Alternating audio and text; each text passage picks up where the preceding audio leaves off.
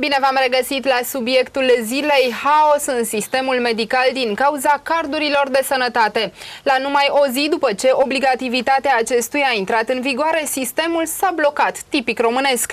Mai mult decât atât, hunedorenii care nu și-au ridicat până acum cardul au făcut coadă la Casa de Asigurări de Sănătate. Despre această situație discutăm chiar acum la subiectul zilei cu dr. Gabriela Maracu, medic de familie. Bună ziua și bine ați venit! Bună ziua!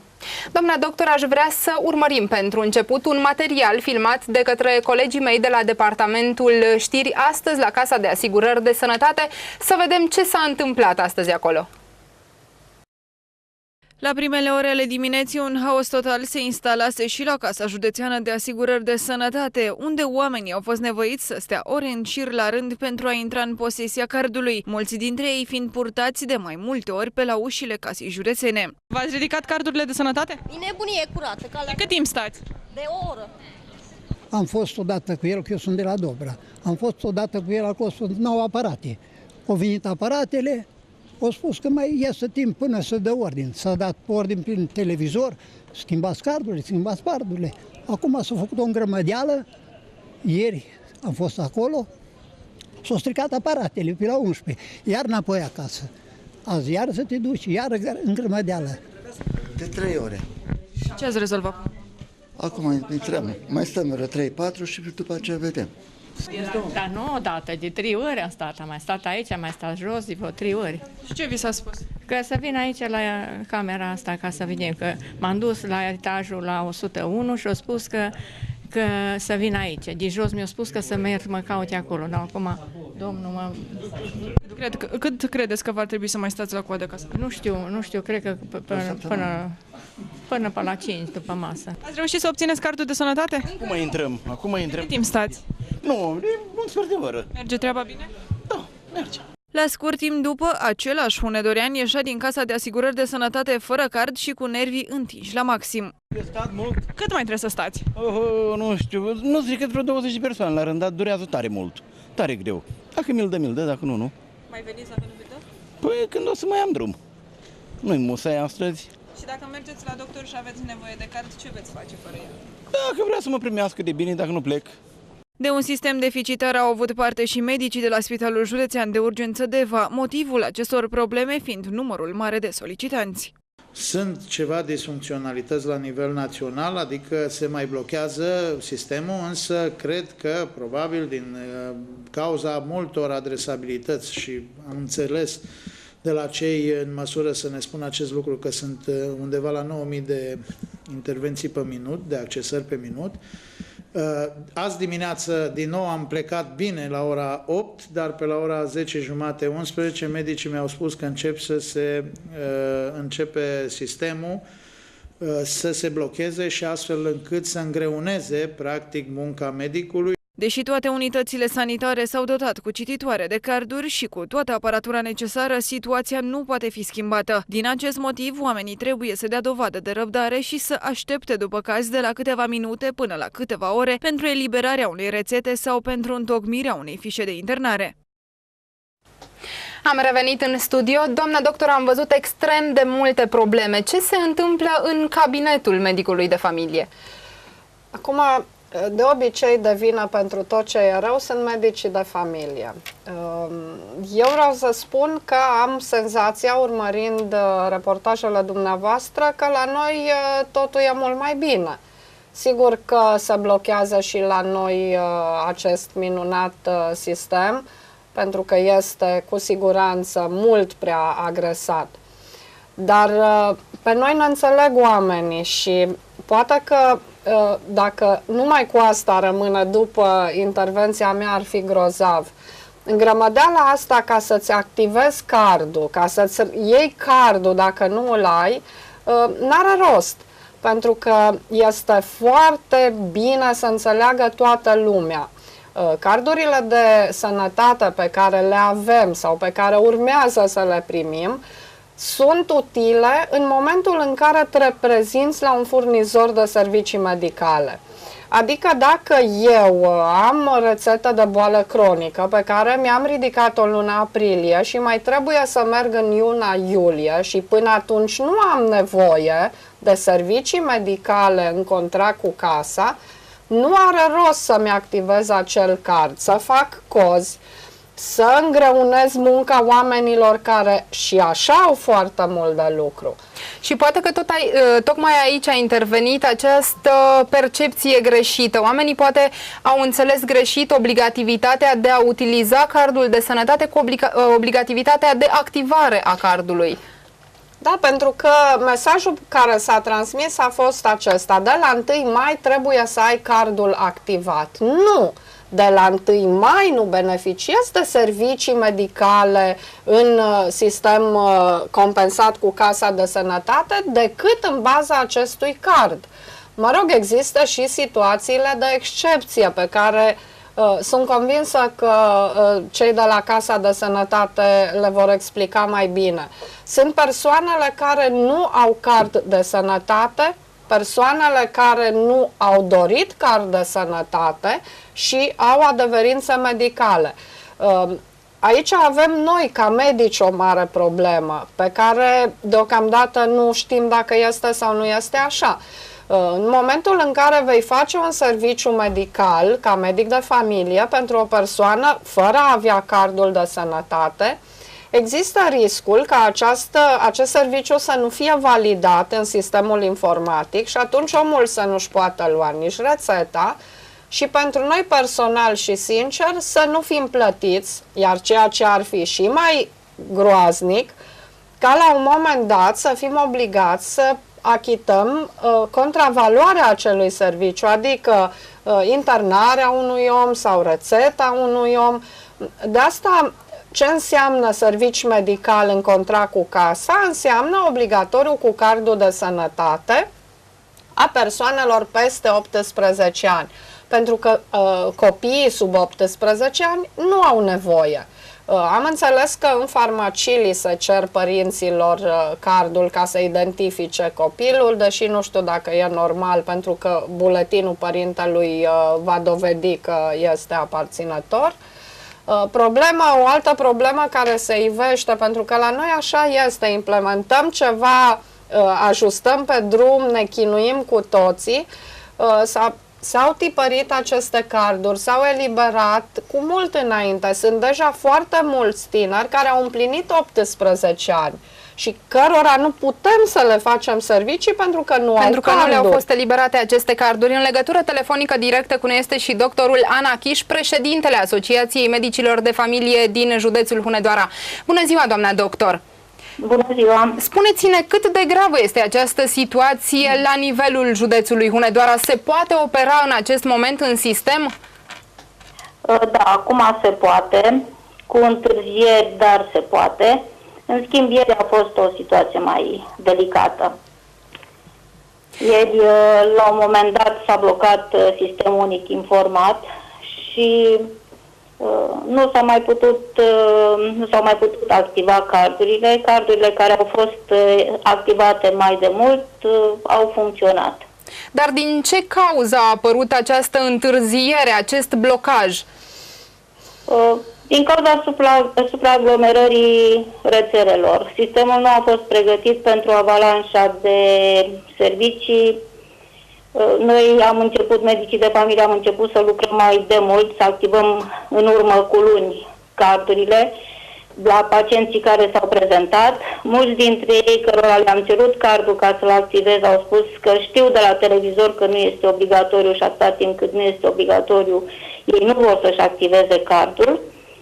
Și toată lumea a priceput că de la 1 trebuie activat cardul. Ori cardul nu trebuie activat de la 1, trebuie activat cu ocazia consultațiilor. Atunci când avem cu toții nevoie. Vă mulțumesc tare mult pentru intervenția dumneavoastră. Doamna doctor, am văzut foarte multe persoane și astăzi și ieri care au mers să-și activeze cardurile. Ce se întâmplă în momentul în care sistemul se blochează și nu puteți opera? Ce se întâmplă cu pacientul care se află la dumneavoastră în cabinet în acel moment? Nu este o situație plăcută nici pentru noi, nici pentru pacienții noștri. În momentul în care nu putem folosi, sistemul e blocat sau cardul ni se spune că este invalid, trebuie să ne oprim din activitate. Ceea ce putem face noi sunt în acel moment consultații fără a putea elibera bilete de trimitere, rețete în sistem gratuit sau compensat. Oricum, timpul alocat unui pacient a crescut destul de mult, pentru că pașii pe care trebuie să-i urmăm atunci când sistemul merge și cardul este în cititor și noi lucrăm, este mult mai mare. Nu avem ce face. Sigur că astăzi am observat că a înțeles lumea, unii sunt chiar glumeți și ne întreabă: astăzi am noroc, o să-mi iau rețeta? S-ar putea. Deci, așa cum spunea și colega mea, ieri a fost mai greu. Astăzi, la un moment dat, între ora 10 și 11, din nou n-am prea putut lucra. Unii pleacă la plimbare, revin mai târziu. Problema este destul de complicată, pentru că noi nu putem elibera niciun fel de document decât strict în orele de program. Deci dacă oricâtă bunăvoință aș avea eu să rămân după program să fac ceva, nu pot, pentru că prin contractul pe care l-am cu Casa de Sănătate nu am dreptul să utilizez programul acesta. În legătură telefonică directă cu noi este și purtătorul de cuvânt al Casei Județene de Asigurări de Sănătate Hunedoara, domnul Ovidiu Bândea. Bună ziua! Bună ziua! Am văzut astăzi foarte mulți hunedoreni care s-au adresat reprezentanților Casei de Asigurări de Sănătate pentru a-și ridica cardurile. Cât va mai dura această situație? Se pot găsi soluții pentru a remedia aceste probleme? Au fost într-adevăr foarte mulți hunedoreni care s-au adresat Casei de Asigurări de Sănătate în cursul acestor ultime 4-5 zile. Chiar, după cum se știe, ne-am lucrat și în ziua de 1, 2 și 3 mai. Nu știu cât va mai dura. În orice caz, asta este ceva specific și tipic românilor, să se adreseze caselor chiar atunci, în ultima clipă. Sunt foarte multe chestiuni care au fost rezolvate aici la fața locului. În acest moment putem spune că funcționează și adeverințele de înlocuire ale cardului. A fost într-adevăr ceva probleme undeva în intervalul, nu știu să vă spun exact, 10, 30, 11, în care a picat sistemul. A picat în toată România. A picat aplicația, după care tot a funcționat iarăși normal. Vin tot felul de persoane cu tot felul de probleme pe care încercăm să le rezolvăm cât mai urgent, în măsura în care și putem, desigur.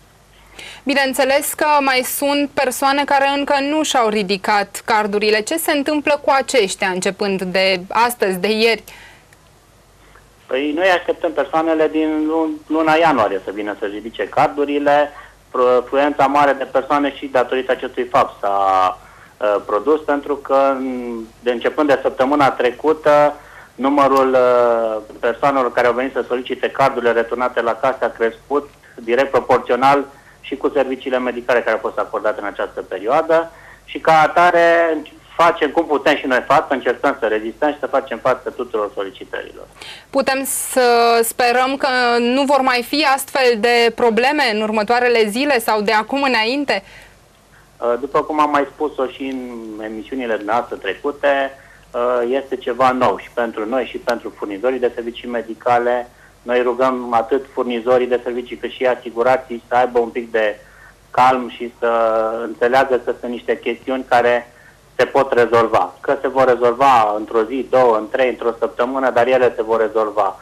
Este un proiect de foarte mare învergură care nu se poate desfășura în condiții optime peste noapte. Orice problemă, în schimb, care apare, orice defecțiune sau orice alt fel de tip de problemă tehnică sau orice de natură, încercăm să o remediem și ne notăm ca să putem să o remediem și să nu mai apare pe viitor.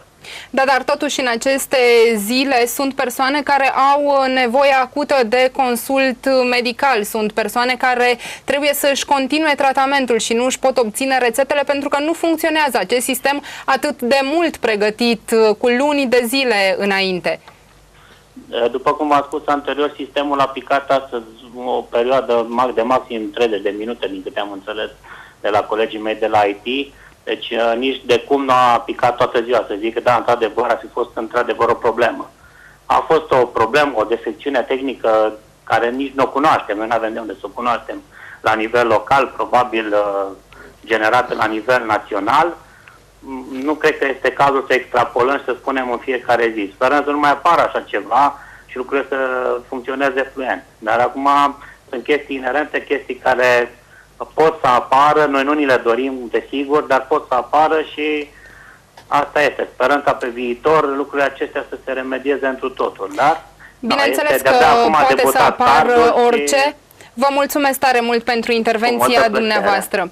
Într-adevăr, poate să apară orice lucru neprevăzut, dar și acest program, ca și celelalte, a fost foarte bine pregătit și gândit înainte. Avem țări în care funcționează cardul de sănătate de foarte, foarte mulți ani. Va funcționa și la noi. V-am spus faptul că sunt eu la dumneavoastră în studio.